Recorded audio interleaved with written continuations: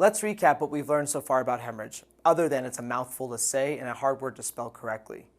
There are two types of hemorrhage, internal and external. External hemorrhage is obvious to the EMT and can be controlled with direct pressure and/or tourniquet. Internal hemorrhage is less obvious and cannot be controlled easily by the EMT. Arterial bleeding leads to faster blood loss than venous and capillary, but any or all may be present, and any or all may lead to shock and death. Sick trauma patients require rapid assessment, ongoing treatment, and immediate transport to a trauma-capable facility. Surgery and blood replacement is often the only definitive treatment for these patients.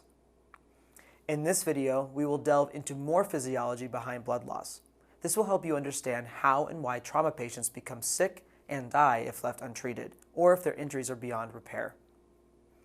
We remember that shock is a state of emergency within the body, and defined as inadequate perfusion or hypoperfusion to organs and tissues. Hemorrhagic shock results from large volume of blood loss that exceeds the body's ability to correct itself without external intervention. When an injury occurs, the body sends out chemical and electrical signals indicating distress. If the body is losing blood, the adrenal glands release our fight and flight chemicals, epinephrine or adrenaline, and norepinephrine. These chemicals act to constrict blood vessels, reducing the volume of blood loss, and drive up heart rate and blood pressure, and respiratory rate. This helps the body prepare itself for worsening injury. This is called compensation. Remember, in compensated shock, an ongoing illness or injury is occurring, but the body is taking steps to maintain homeostasis. Therefore, vital signs may be normal or only slightly abnormal. Mental status should be normal. As more peripheral vasoconstriction occurs, skin appears pale, cool, and clammy. Urine output will decrease, and distal pulses become weak.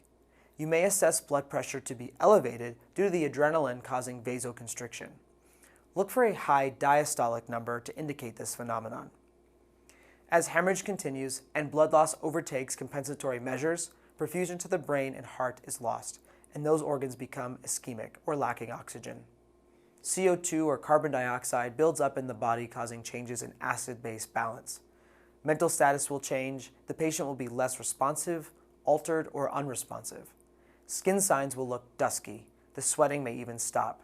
The patient's heart rate may be severely tachycardic or now very slow and bradycardic. Blood pressure will start to fall. Respirations will slow, and in this phase, the compensation has ended. The patient is headed toward cardiac arrest.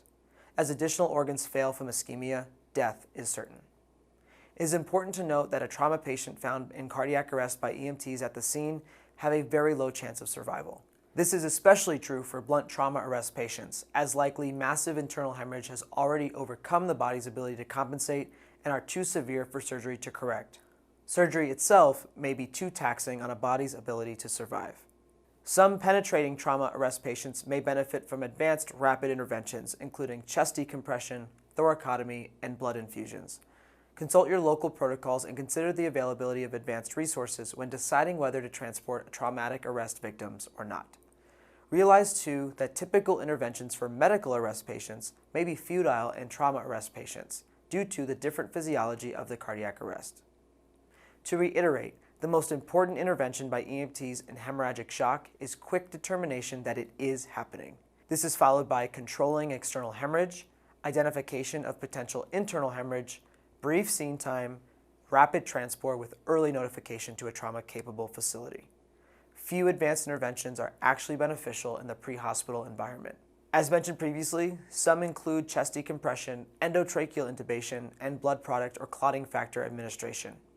Interestingly, pre-hospital IV fluids given in large quantities to a hemorrhagic shock patient have been proven to be harmful. There are different classes of hemorrhage, and this is a way to classify shock. The classification depends on the amount of blood loss, the heart rate, whether or not there is vasoconstriction, their ventilatory rate, their systolic blood pressure, their pulse pressure, and how their skin appears. There are 4 different classes of hemorrhagic shock, with class 4 being the most severe. Please see the additional readings for the table that helps you determine which class of shock your patient may be in.